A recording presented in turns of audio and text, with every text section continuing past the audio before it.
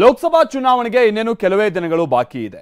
ಇದರ ನಡುವೆ ದೆಹಲಿಯಲ್ಲಿ ಬಿಜೆಪಿ ನಾಯಕರು ಲೋಕಸಮರ ಗೆಲ್ಲೋದಕ್ಕೆ ಗೇಮ್ ಪ್ಲಾನ್ ರೂಪಿಸ್ತಾ ಇದ್ದಾರೆ. ಪ್ರಧಾನಿ ಮೋದಿ ನೇತೃತ್ವದಲ್ಲಿ ಮಹತ್ವದ ಮೀಟಿಂಗ್ ಒಂದು ನಡೆದಿದೆ. ಬಿಜೆಪಿ ನಾಯಕರುಗಳು ಹಾಗೆ ಕಾರ್ಯಕರ್ತರುಗಳಿಗೆ ನಮೋ ಗೆಲುವಿನ ಟಿಪ್ಸ್ ಅನ್ನು ಕೊಟ್ಟಿದ್ದಾರೆ.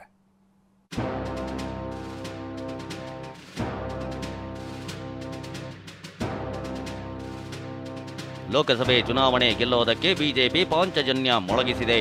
400 ಸ್ಥಾನಗಳನ್ನು ಗೆದ್ದು ಜಯದನಗೆ ಬೀರುವುದಕ್ಕೆ ದೆಹಲಿಯಲ್ಲಿ ಕೇಸರಿ ಕಲಿಗಳು ಒಗ್ಗೂಡಿದ್ದಾರೆ. ದೆಹಲಿಯಲ್ಲಿ ಬಿಜೆಪಿ ರಾಷ್ಟ್ರೀಯ ಮಂಡಳಿ ಸಭೆ ನಡೆಯುತ್ತಿದ್ದು, ಲೋಕಸಮರ ಗೆಲ್ಲೋಕೆ ಬಿಜೆಪಿ ನಾಯಕರಿಗೆ ಪ್ರಧಾನಿ ಮೋದಿ ಪಾಠ ಮಾಡಿದ್ದಾರೆ.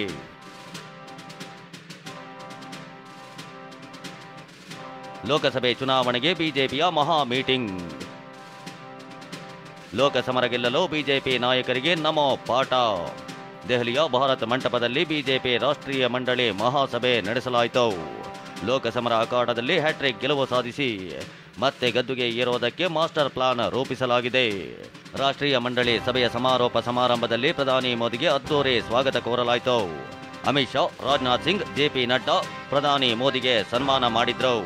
ಬಳಿಕ ಕಾರ್ಯಕರ್ತರನ್ನ ಉದ್ದೇಶಿಸಿ ಪ್ರಧಾನಿ ಮೋದಿ ಮಾತನಾಡಿದ್ರು. ಇಂಡಿಯಾ ಮೈತ್ರಿಕೂಟದ ವಿರುದ್ಧ ಅಬ್ಬರಿಸಿದ್ರು. ಜೊತೆಗೆ ಕೇಸರಿ ಸೈನ್ಯಕ್ಕೆ ಗೆಲುವಿನ ಟಿಪ್ಸ್ ಕೂಡ ನೀಡಿದ್ರು. भाजपा का कार्यकर्ता साल के हर दिन 24 घंटे देश की सेवा के लिए कुछ न कुछ करता ही रहता है. अब अगले 100 दिन नई ऊर्जा, नया उमंग, नया उत्साह,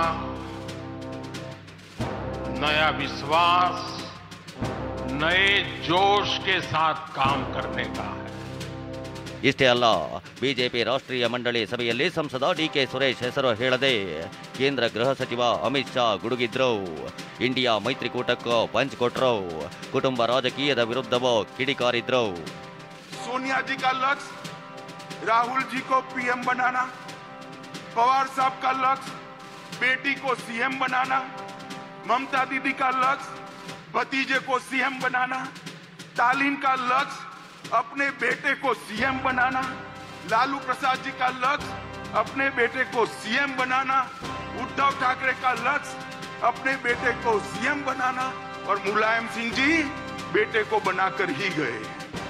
अब मुझे एक बात बताइए कार्यकर्ता भाइयों बहनों, जिनका लक्ष्य ही अपने बेटे बेटी भतीजों का कल्याण हो, वो गरीब का कल्याण कर सकता है क्या? कभी नहीं कर सकता. कोई है, कोई घमंड या गठबंधन है, इंडी अलायंस. आजादी के वक्त कांग्रेस देश तब ही देश का विभाजन, आज भी कांग्रेस की विभाजनकारी वृत्ति राजनीतिक फायदे के लिए कम नहीं हुई. अभी अभी कांग्रेस के नेता ने कहा इस देश के 2 टुकड़े होने चाहिए. खुलेआम देश के 2 टुकड़े करने की बात करते हैं. कांग्रेस पार्टी इस स्टेटमेंट से कन्नी भी नहीं काटती है. ये बताता है कि कांग्रेस पार्टी इसका समर्थन करती है. ಇನ್ನು ದೆಹಲಿಯಲ್ಲಿ ಮಾತನಾಡಿದ ಮಾಜಿ ಸಚಿವ ಗೋವಿಂದ ಕಾರಜೋಳ, ಕರ್ನಾಟಕದಲ್ಲಿ ನಾವು 28 ಸ್ಥಾನಗಳನ್ನು ಗೆಲ್ತೇವೆ ಅಂದ್ರು. 400 ಸೀಟ್ಗಳನ್ನು ಗೆದ್ದು ಮತ್ತೆ ಭಾರತೀಯ ಜನತಾ ಪಕ್ಷ ಅಧಿಕಾರಕ್ಕೆ ಬರಬೇಕು. ನರೇಂದ್ರ ಮೋದಿಜಿಯವರು ಆಡಳಿತ ಮುಂದುವರಿಬೇಕು.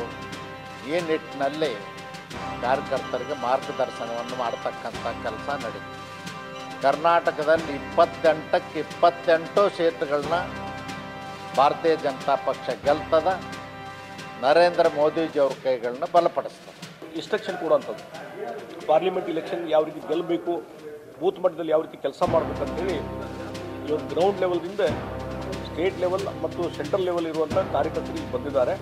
ಅವರೆಲ್ಲರಿಗೂ ಸಲಹೆ ಸೂಚನೆ ಕೊಡುವಂಥ ಕೆಲಸ ಪ್ರಧಾನಮಂತ್ರಿಗಳು ಮಾಡ್ತಾರೆ. ಯಾವ ಯಾವ ಯೋಜನೆಗಳಿದೆ, ಯಾವ ಯಾವ ಲಾಭಗಳನ್ನು ಜನಸಾಮಾನ್ಯರಿಗೆ ಕೊಟ್ಟಿದ್ದೇವೆ, ಅದನ್ನು ಪ್ರತಿಯೊಂದು ಬೂತಲ್ಲಿ ತಲುಪಿಸೋದು ಹೇಗೆ ಅನ್ನೋದ್ರ ಬಗ್ಗೆ ನಮ್ಮೆಲ್ಲರಿಗೂ ಕೂಡ ನಿನ್ನೆ ಬೆಳಗ್ಗೆ ಪ್ರಧಾನಮಂತ್ರಿಗಳು ತಮ್ಮದೇ ಆದಂಥ ರೀತಿಯಲ್ಲಿ ನಮಗೆ ವಿಚಾರಗಳನ್ನು ತಿಳಿಸಿದ್ದಾರೆ. ಮತ್ತು ನಾವು ಏನನ್ನು ಮಾಡಬೇಕು ಅನ್ನೋದ್ರ ಬಗ್ಗೆ ಕೂಡ ಸ್ಪಷ್ಟವಾದಂಥ ಒಂದು ಡೈರೆಕ್ಷನನ್ನು ಕೊಟ್ಟಿದ್ದಾರೆ. ಕಮಲ ಹಿಡಿಯುತ್ತಾರ ಕೈ ಕಟ್ಟಾಳೋ ಕಮಲ್ನಾಥ್. ಇದೆಲ್ಲದರ ನಡುವೆ ಮಧ್ಯಪ್ರದೇಶ ರಾಜಕೀಯದಲ್ಲಿ ದೊಡ್ಡ ಬೆಳವಣಿಗೆಯಾಗಿದೆ. ಗಾಂಧಿ ಕುಟುಂಬದ ನಿಷ್ಠ ಆಗಿರೋ ಕಮಲ್ನಾಥ್ ಯಾವುದೇ ಕ್ಷಣದಲ್ಲಿಯೂ ಕಾಂಗ್ರೆಸ್ಗೆ ಗುಡ್ ಬೈ ಹೇಳಿ ಬಿಜೆಪಿ ಸೇರೋ ಸಾಧ್ಯತೆ ಇದೆ. ಕಮಲ್ನಾಥ್ ಪುತ್ರ ನಕುಲ್ನಾಥ್ ರಾಮ ಮಂದಿರಕ್ಕೆ ಭೇಟಿ ನೀಡಿದ್ದಾರೆ ಅನ್ನೋ ಮಾಹಿತಿ ಲಭ್ಯವಾಗಿದೆ. ಅದೇನೇ ಹೇಳಿ, ಲೋಕಸಭಾ ಚುನಾವಣೆಯಲ್ಲಿ ಗೆಲುವಿನ ಕೇಕೆ ಹಾಕಲು ಬಿಜೆಪಿ ಸ್ಟ್ರಾಟಜಿ ರೂಪಿಸುತ್ತಿದೆ. ಬಿಜೆಪಿ ನಾಯಕರು, ಮುಖಂಡರು ಸೇರಿದಂತೆ ಎಲ್ಲರಿಗೂ ಪ್ರಧಾನಿ ಮೋದಿ, ಅಮಿತ್ ಶಾ ಸೇರಿದಂತೆ ಕಟ್ಟಾಳುಗಳು ಗೆಲುವಿನ ಪಾಠ ಮಾಡಿದ್ದಾರೆ. ಗ್ರೌಂಡ್ ಲೆವೆಲ್ನಲ್ಲಿ ಹೇಗೆ ವರ್ಕ್ ಮಾಡಬೇಕು ಅನ್ನೋ ಬಗ್ಗೆ ಸಲಹೆ ನೀಡಿದ್ದಾರೆ. ಜೊತೆಗೆ ಮತದಾರರಿಗೆ ಮೋದಿ ಸರ್ಕಾರದ ಯೋಜನೆ ತಲುಪಿಸಲು ಕಾರ್ಯತಂತ್ರ ರೂಪಿಸಿ ಅಂತ ಸಲಹೆ ನೀಡಿದ್ದಾರೆ. Bureau report, TV9.